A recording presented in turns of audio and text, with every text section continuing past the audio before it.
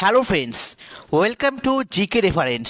তো ডাব্লিউবিপিএসসির miscellaneous GK suggestion 2024-এর ক্লাসে তোমাদের সকলকে জানাই স্বাগত। আজকে আমরা জিকে প্র্যাকটিস সেট 10 এটি আলোচনা করব।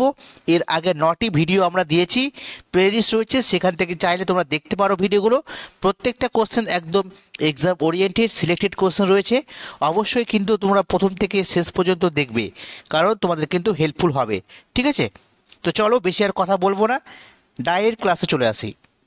তো দেখো, প্রথম কোশ্চেন রয়েছে আজকের, ভারতীয় সংবিধানের কোন ধারায় নির্বাচন কমিশন গঠনের কথা বলা হয়েছে? ঠিক আছে, ভারতীয় সংবিধানের কোন ধারায় নির্বাচন কমিশনের গঠনের কথা উল্লেখ রয়েছে? সেটা হচ্ছে 324 নম্বর ধারাতে। মনে রাখবে, মুখ্য নির্বাচন কমিশনের কার্যকালের মেয়াদ হচ্ছে 6 বছর বা 65 বছর, যেটি আগে হবে সেটিকে ধরা হবে। ঠিক আছে, পরবর্তী দেখো, পাবলিক অ্যাকাউন্টস কমিটিতে মোট কতজন সদস্য থাকে? পাবলিক অ্যাকাউন্টস কমিটিতে মোট 22 জন সদস্য থাকে। কতজন? 22 জন। লোকসভার সদস্য হচ্ছে 15 জন এবং রাজ্যসভার 7 জন। টোটাল 22 জন সদস্য থাকে পাবলিক অ্যাকাউন্টস কমিটিতে। তারপর দেখো, সর্বভারতীয় কিষাণ সভা কত সালে গঠিত হয়? সর্বভারতীয় কিষাণ সভা এটি গঠিত হয় 1936 সালে। কে এই সভাটা গঠন করেছিলেন? তো স্বামী সহজানন্দ সরস্বতী। ঠিক আছে, স্বামী সহজানন্দ সরস্বতী তিনি 1936 সালে সর্বভারতীয় কিষাণ সভা গঠন করেন। পরবর্তী কোশ্চেনগুলো আমরা দেখব। দ্য ক্যান্টারবেরি টেলস, ঠিক আছে, একটা বিখ্যাত গ্রন্থ। দ্য ক্যান্টারবেরি টেলস এই গ্রন্থের রচয়িতাকে? তো জিওফ্রে চসার। ঠিক আছে, দ্য ক্যান্টারবেরি টেলস গ্রন্থের রচয়িতা জিওফ্রে চসার। আর জিওফ্রে চসারকে বলা হয় ইংরেজি সাহিত্যিকের জনক। ঠিক আছে, ইংরেজি সাহিত্যিকের জনক বলা হয় জিওফ্রে চসারকে। তার বিখ্যাত কিছু রচনা রয়েছে, যেমন the book of the duchess, এটা বিখ্যাত একটি গ্রন্থ। দ্য হাউস অফ ফেম, তারপরে the legend of good women এবং ক্রিসাইড। ঠিক আছে, এগুলো প্রত্যেকটাই হচ্ছে জিওফ্রে চসারের লেখা বিখ্যাত কিছু গ্রন্থ। তারপরে দেখো, দ্য ইংলিশ টিচার। ঠিক আছে, দ্য ইংলিশ টিচার এই বইটির লেখককে? তো আর কে নারায়ণন। ঠিক আছে, মনে রাখবে, দ্য ইংলিশ টিচার এই বইটির লেখক আর কে নারায়ণন। ঠিক আছে, নেক্সট দেখো, কত সালে রাইট টু ইনফরমেশন অ্যাক্ট চালু হয়? রাইট টু ইনফরমেশন অ্যাক্ট এটি চালু হয় 2005 সালে। মনে রাখবে, 2005 সালে। পরবর্তী কোশ্চেন, লোনার হ্রদ কোন রাজ্যে অবস্থিত? লোনার হ্রদ এটা কোথায় রয়েছে? মহারাষ্ট্রে। এর সাথে দেখব নাক্কি হ্রদ, এটা রয়েছে রাজস্থানে। পুলিকট হ্রদ এটা রয়েছে অন্ধ্রপ্রদেশে। ঠিক আছে, মনে রাখবে। পরবর্তী কোশ্চেন দেখো, রাজ্যপাল কাকে কাকে নিয়োগ করতে পারেন? তো রাজ্যপাল নিয়োগ করতে পারেন মুখ্যমন্ত্রী, রাজ্য পাবলিক সার্ভিস কমিশনের চেয়ারম্যান, রাজ্যের অ্যাডভোকেট জেনারেলকে। ঠিক আছে, তো রাজ্যের যে অ্যাডভোকেট জেনারেল রয়েছেন তাকে রাজ্যের সর্বোচ্চ আইন আধিকারিক বলা হয়। ঠিক আছে, রাজ্যের সর্বোচ্চ আইন আধিকারিককে? তো রাজ্যের অ্যাডভোকেট জেনারেল। এটা কত নম্বর আর্টিকেলে বলা হয়েছে?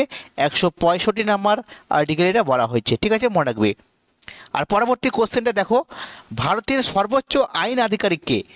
রাজ্যের তো হচ্ছে অ্যাডভোকেট জেনারেল। ঠিক আছে, তাহলে ভারতের সর্বোচ্চ আইন আধিকারিক হচ্ছে অ্যাটর্নি জেনারেল অফ ইন্ডিয়া। ঠিক আছে, অ্যাটর্নি জেনারেল কত নম্বর আর্টিকেলে বলা হয়েছে? 76 নম্বর ধারাতে বলা হয়েছে। ঠিক আছে, আর অ্যাটর্নি জেনারেল অফ ইন্ডিয়াকে কে নিয়োগ করেন? তো রাষ্ট্রপতি কিন্তু অ্যাটর্নি জেনারেলকে নিযুক্ত করেন।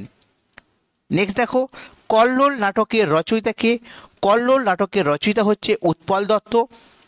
উৎপল দত্তের লেখা কিছু বিখ্যাত গ্রন্থের মধ্যে টিনের তলোয়ার ভীষণভাবে ইম্পর্টেন্ট, অঙ্গার, এগুলো। তাহলে কী কী শিখলাম? কল্লোল, টিনের তলোয়ার, অঙ্গার, এই 3টি বিখ্যাত বই কিন্তু খুব ইম্পর্টেন্ট, পরীক্ষাতে কিন্তু আসে। ঠিক আছে, নেক্সট দেখো, গুলরুখি ছদ্মনামে কে লিখতেন? ঠিক আছে, গুলরুখি ছদ্মনামে কে লিখতেন বা কবিতা? ঠিক আছে, তো সিকান্দার লোদি। ঠিক আছে, মনে রাখবে, সিকান্দার লোদি তিনি গুলরুখি ছদ্মনামে কবিতা লিখতেন। আর লোদি বংশের শ্রেষ্ঠ রাজা ছিলেন এই সিকান্দার লোদি। ওনার সমাধি অবস্থিত নিউ দিল্লিতে। ঠিক আছে, নেক্সট দেখো, ভারতের সবচেয়ে কম জনঘনত্ব বিশিষ্ট রাজ্য কোনটি? তো অরুণাচল প্রদেশ। ভারতের সবচেয়ে কম জনঘনত্ব বিশিষ্ট রাজ্য অরুণাচল প্রদেশ, যার জনঘনত্ব 17 জন প্রতি বর্গ কিলোমিটারে। আর ভারতীয় জনঘনত্ব যদি বলা হয় 382 জন প্রতি বর্গ কিলোমিটারে, ঠিক আছে। আর ভারতের সর্বোচ্চ জনঘনত্ব কোথায় দেখতে পাওয়া যায়? তো বিহারে। কত? 1102 জন প্রতি বর্গ কিলোমিটার, ঠিক আছে। এই তথ্যগুলো মনে রাখবে, ইম্পর্টেন্ট। নেক্সট দেখো, ভারতনাট্যম নামক ক্লাসিক্যাল ড্যান্সের উৎপত্তি হয়েছে কোথায়? ভারতনাট্যম নামক ক্লাসিক্যাল ড্যান্সের উৎপত্তি হয়েছে তামিলনাড়ুতে। এর সাথে মনে রাখবে, আসামের বিখ্যাত ক্লাসিক্যাল ড্যান্সের নাম হচ্ছে সাত্রিয়া, অন্ধ্রপ্রদেশের কুচিপুড়ি, কথাকলি এবং মোহিনীঅট্টম এগুলো দেখতে পাওয়া যায় কেরলে, ঠিক আছে, ইম্পর্টেন্ট।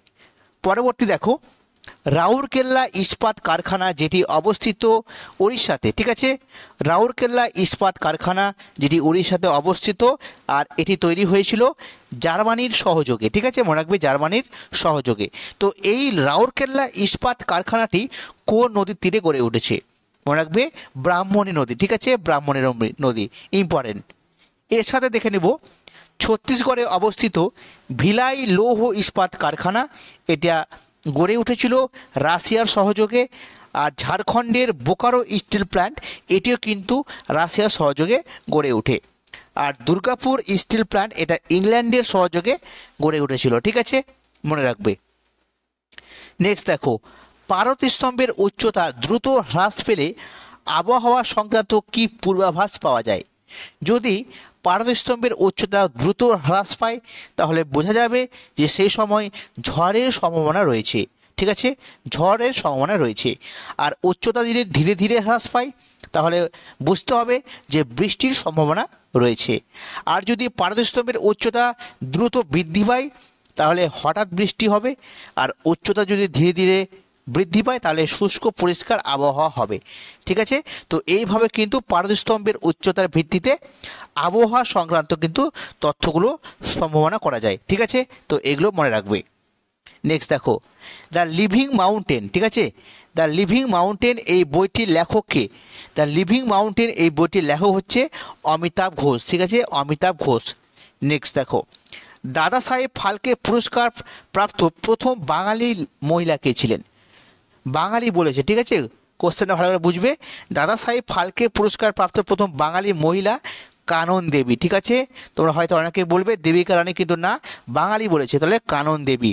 আর প্রথম প্রাপক ছিলেন দেবিকা রানী, যিনি 1969 সালে প্রথম দাদা সাহেব ফালকে পুরস্কারটি পেয়েছিলেন।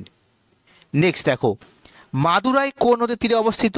ভাইগাই নদীর তীরে, ঠিক আছে, মাদুরাই অবস্থিত ভাইগাই নদীর তীরে।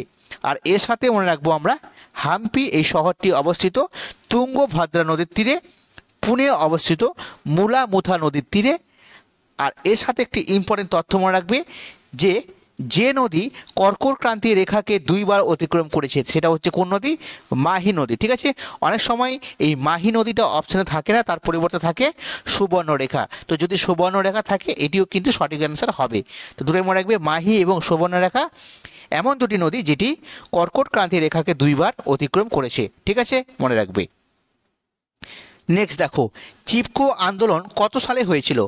চিপকো আন্দোলন হয়েছিল 1973 সালে, মনে রাখবে 1973 সালে চিপকো আন্দোলন হয়েছিল। এই চিপকো আন্দোলনের প্রধান নেতা কে ছিলেন?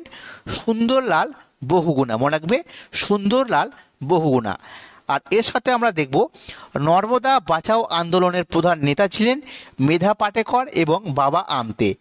নর্মদা বাঁচাও আন্দোলন, মেধা পাটেকর এবং বাবা আমতে। নেক্সট দেখো, ঝাড়খণ্ডের জাদুঘোড়া কিসের জন্য বিখ্যাত? ঝাড়খণ্ডের জাদুঘোড়া বিখ্যাত ইউরেনিয়ামের জন্য, ঠিক আছে।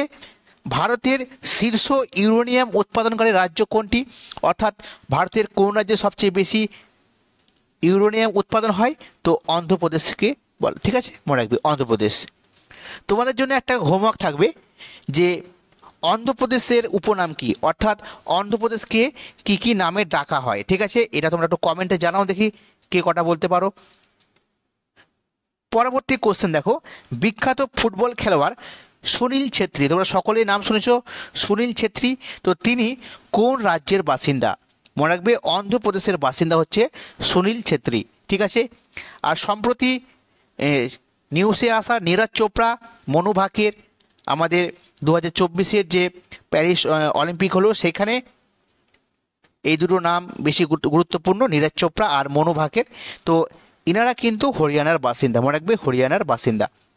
নেক্সট দেখো, অ্যামোনিয়া থেকে নাইট্রিক অ্যাসিড প্রস্তুতিতে কোন পদ্ধতি অবলম্বন করা হয়? অ্যামোনিয়া থেকে নাইট্রিক অ্যাসিড প্রস্তুতিতে ব্যবহার করা হয় অসওয়াল্ড পদ্ধতি, অসওয়াল্ড পদ্ধতি, ঠিক আছে। সালফিউরিক অ্যাসিড প্রস্তুতিতে ব্যবহার করা হয় স্পর্শ পদ্ধতি, আর অ্যামোনিয়া গ্যাস প্রস্তুতিতে ব্যবহার করা হয় হেবার পদ্ধতি, ঠিক আছে।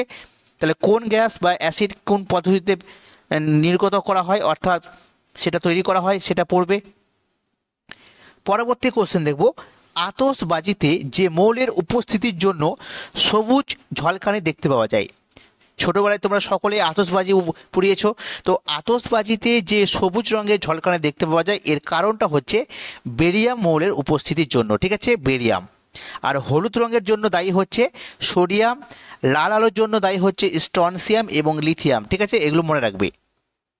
পরবর্তী দেখো, আর্ট অ্যান্ড কালচারের একটি কোশ্চেন, তিতাস একটি নদীর নাম, তিতাস একটি নদীর নাম।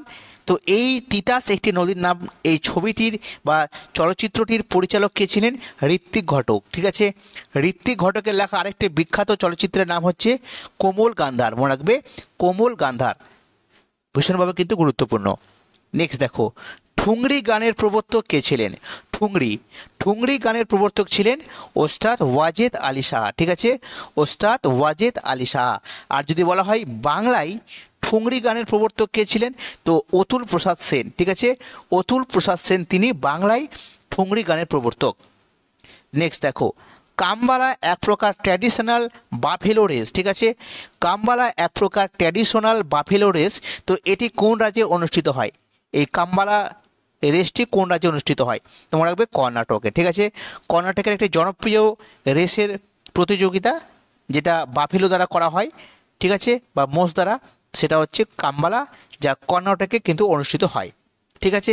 নেক্সট দেখো, leader of Indian unrest, leader of Indian unrest এটা বলা হতো কাকে? তো বাল গঙ্গাধর তিলককে বলা হতো লিডার অফ ইন্ডিয়ান আনরেস্ট, ঠিক আছে। তিনি মারাঠা এবং কেসরি নামক পত্রিকা প্রকাশ করতেন। নেক্সট দেখো, ভারত ছাড়ো আন্দোলনের সময় ভাইসরয় কে ছিলেন? তো লর্ড লিনলিথগো, ঠিক আছে, লর্ড লিনলিথগো তিনি ভারত ছাড়ো আন্দোলনের সময় ভারতের ভাইসরয় ছিলেন। এর সাথে মনে রাখবো, মহাবিদ্রোহ বা সিপাহী বিদ্রোহের সময় ভারতের গভর্নর জেনারেল কে ছিলেন? তো লর্ড ক্যানিং। আর জাতীয় কংগ্রেস প্রতিষ্ঠার সময় ভারতের গভর্নর ছিলেন লর্ড ডাফরিন, ঠিক আছে, এগুলো কিন্তু মনে রাখবে। নেক্সট দেখো, ইউনিসেফ, তো ইউনিসেফের হেডকোয়ার্টার কোথায় রয়েছে? তো নিউ ইয়র্ক, ঠিক আছে, নিউ ইয়র্কে রয়েছে ইউনিসেফের হেডকোয়ার্টার। এর সাথে মনে রাখবে, এই ইউনিসেফ তাদের কল্যাণকামী বা কল্যাণমূলক কাজের জন্য নোবেল পুরস্কার পেয়েছিল। এই ইউনিসেফ সংস্থাটি কত সালে পেয়েছিল? 1965 সালে ইউনিসেফকে নোবেল পুরস্কার দেওয়া হয়, ঠিক আছে, শান্তি বা পিসের জন্য, ঠিক আছে। তো এইগুলো ছিল আজকে ক্লাসের কোশ্চেন। কেমন লাগলো আজকের এই সেটটি তোমরা অবশ্যই কমেন্টে জানাবে। যদি ভালো লাগে তো অবশ্যই লাইক করবে, শেয়ার করবে তোমাদের পরিচিতদের মাধ্যমে, ঠিক আছে, যেন অবশ্যই তোমাদের সকলের সাপোর্ট আমি পাই। যত সাপোর্ট করবে তোমাদের জন্য তত বেশি ক্লাস নিয়ে আসবো, মোটিভেট হব, ঠিক আছে। এবং আরও কিছু আমি প্ল্যানিং করেছি, যেমন কারেন্ট অ্যাফেয়ার্স এবং স্ট্র্যাটেজিকের এরকম একটা সিরিজ চলবে। তো এই জন্য তোমরা অবশ্যই সাপোর্ট করো, ঠিক আছে। তো সকলকে অসংখ্য ধন্যবাদ, সকলে ভালো থাকবে, থ্যাংক ইউ।